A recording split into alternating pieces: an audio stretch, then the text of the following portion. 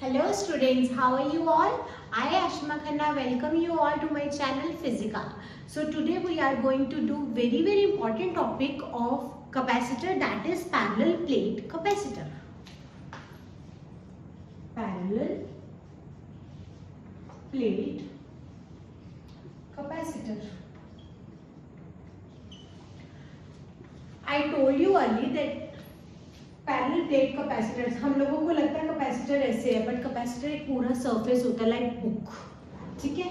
तो हमारे पास एक इस तरह से दो प्लेट्स हैं,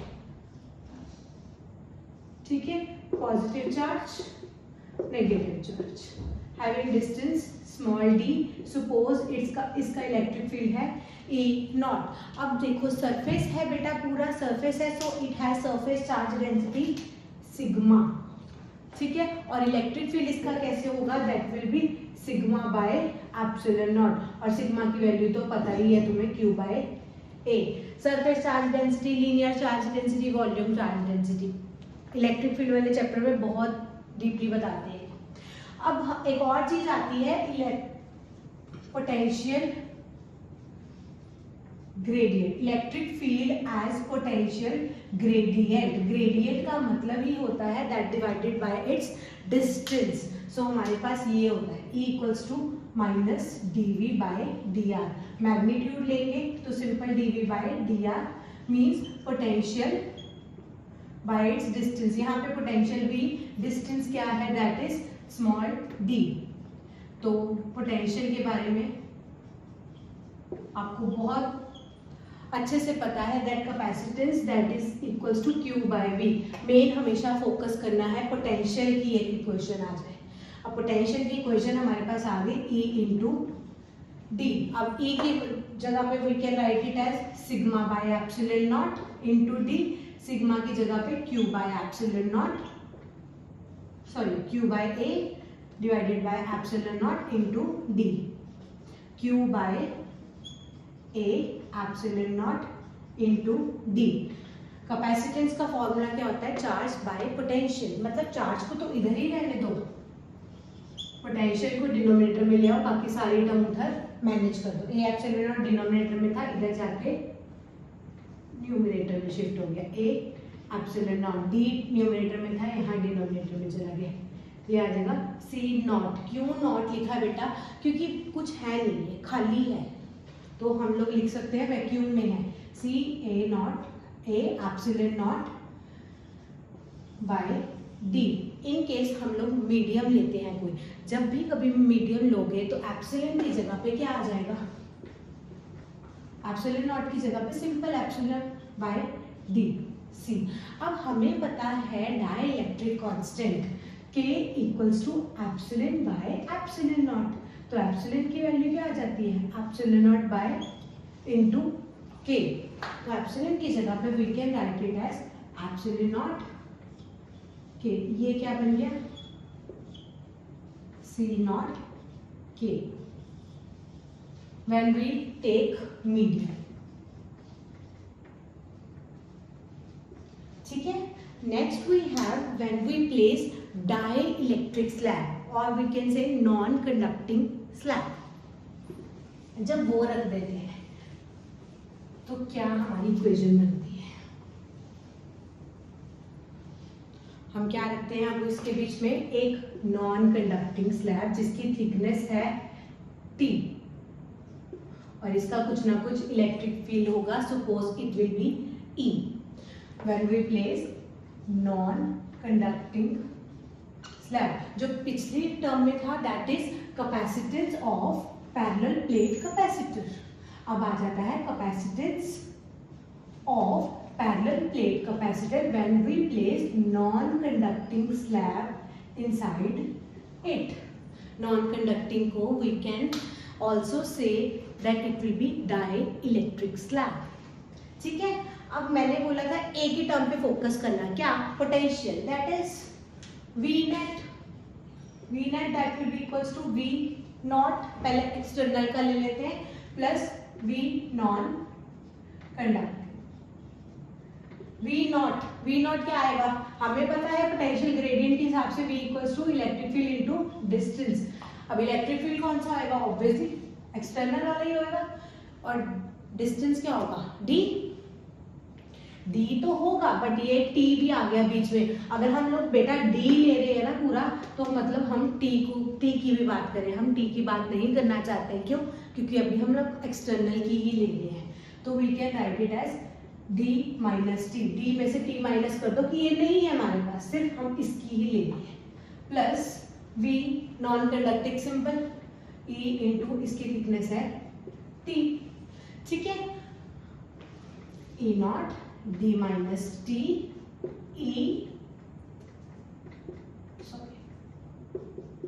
ई टी।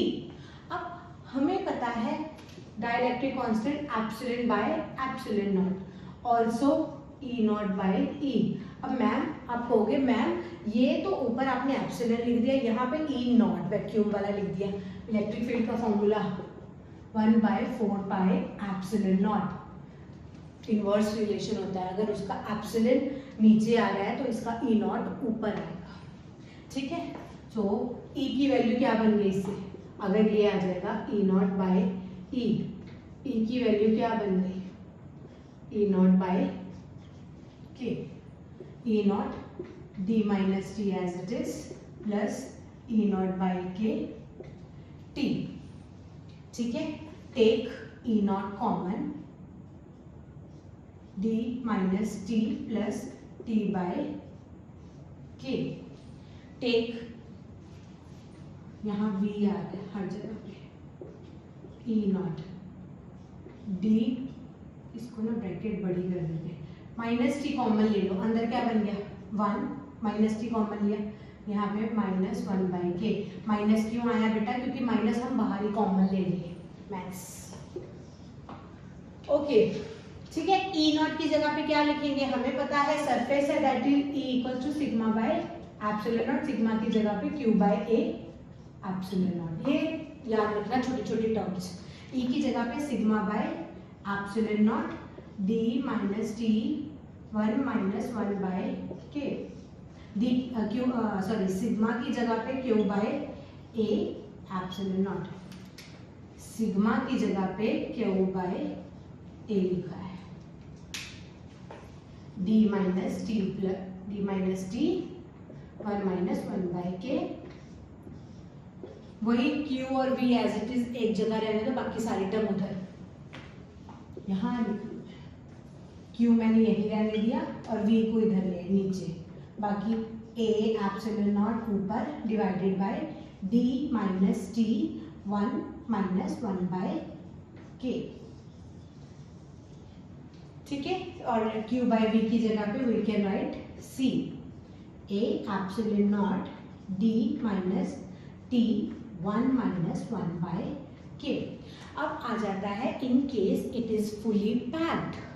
ठीक है, ये टॉपिक तो यहाँ पे खत्म हो जाता है, इसका एक केस आ जाता है फुली पैक्ड वाला। फुली पैक्ड का मतलब क्या होता है, जो हमने बेटा ये डाइलेक्ट्रिक स्लैब ली है ना, पूरी डिस्टेंस d जितनी है, मतलब d equals to t, d equals to t लिख लेना ऊपर। In case it is fully packed that means d equals to t। तो हमारा क्या बनता है, हमारे पास ये है a epsilon naught d minus T 1 minus 1 by के, ऐसे ही है। ब्रैकेट खोल लो, जब भी कंडीशन लगाओ ना तो पहले सिंप्लीफाई कर लिया करो। c is equal to a epsilon naught d minus t plus t by k।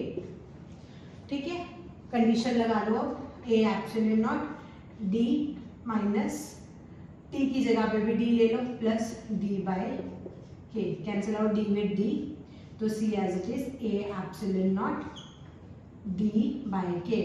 Denominator का भी डिनोमिनेटर है, so we will write it as c a epsilon naught d ऊपर चला गया k, ये क्या बन गया, that will be your c not. हमें पता है वैक्यूम में क्या वैल्यू है, ये याद रखना, ऊपर लिख ही लो अच्छे से, c naught epsilon naught a by d।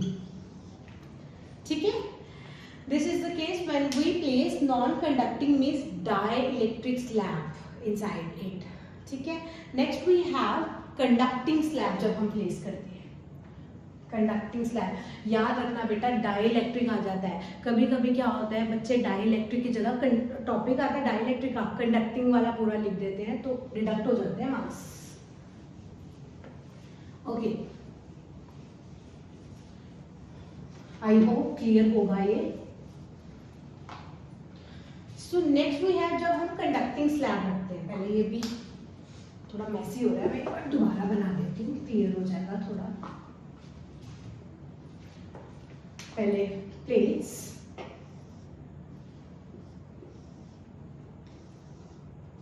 Positive, negative, distance d, E naught, electric field. When we placed a conductor having thickness small t placed inside it. अब thickness t की एक हम लोगों ने कंडक्टिंग प्लेट रख दी. Conducting plate है मतलब conductor के बीच में इलेक्ट्रिक फील्ड जीरो. मैं क्या बोलती हूँ, किस पे फोकस करा करो, पोटेंशियल के बीच में. Potential that is V. Net लिख लो चाहे, V not plus V conducting, V not E naught D minus T. D minus T क्यों लिखते हैं, क्योंकि हम नहीं चाहते कि हम लोग इसको भी इंक्लूड करें. प्लस V कंडक्टिंग के बीच में E जिसकी वैल्यू 0 है. So we will have E naught D minus T. V E की जगह पे same as it is sigma by epsilon naught, D minus T. Sigma की जगह पे Q by A epsilon naught D minus T. V manage कर लो, Q by V, बाकी सारा टर्म उधर A epsilon naught D minus T. A epsilon naught D minus T. D को अगर हम लोग कॉमन ले लेते हैं, क्यों कॉमन लेते हैं बताती हूँ, 1 minus T by D. It will be क्या बना, C नॉट. तो C equals to C naught divided by 1 minus T by D. अब देखो बच्चों, अगेन वही केस कि फुल्ली पैक्ड है तो मतलब T इक्वल्स टू D, तो C आ जाएगा इनफाइनाइट. क्यों, क्योंकि C नॉट 1 माइनस T और D 1. C जब भी डिनोमिनेटर 0 होता है दैट मीन्स C आपका इनफाइनाइट होता है. फुली पैक्ड का केस ये. Okay, so last we have relationship between C and C naught. C की वैल्यू है A epsilon naught D minus T. C naught की वैल्यू है A एप्सिलॉन नॉट D. ठीक है, इसको साइड रखो, इसको साइड पे लिख लिया, A epsilon naught D. Common ले लो, A epsilon naught D common ले लिया, 1 minus T by D. Okay, तो ये क्या बन गई, अभी मैंने बताया that will be C equals to C naught. कौन सी बड़ी है, D बड़ी है या T बड़ी है, दैट क्लियर है. Obviously D greater than T. तो T अगर D ग्रेटर देन है तो T बाई D का रेशियो, इसका जब डिनोमिनेटर बड़ा होता है तो मतलब वैल्यू 1 से कम होती है. और कैपेसिटेंस और C में वैल्यू किसकी ज्यादा है, ऑब्वियसली अगर डिनोमिनेटर ही आपका 1 से कम आ रहा है, 1 से कम डिनोमिनेटर आ रहा है, मतलब मान लो 0.5 आ रहा है तो नीचे कितना आ गया 0.5. तो C बाई C नॉट की वैल्यू क्या है, C बाई C नॉट की वैल्यू ग्रेटर देन 1. डिनोमिनेटर कम आ रहा है 1 से तो ऑब्वियसली उसका रेशियो 1 से ज्यादा होगा. So we can write it as C greater than C naught. So this is all about your parallel plate capacitor, including when we place dielectric slab and conducting slab in it. I hope आपको clear होगा. So if you clear all the concept, please do like and please subscribe my channel. And अगर आपको कोई भी problem होती है, either it will be class +1 or +2, just drop a message in my comment section. I will definitely make a video for you guys. Okay, thank you so much. Bye bye.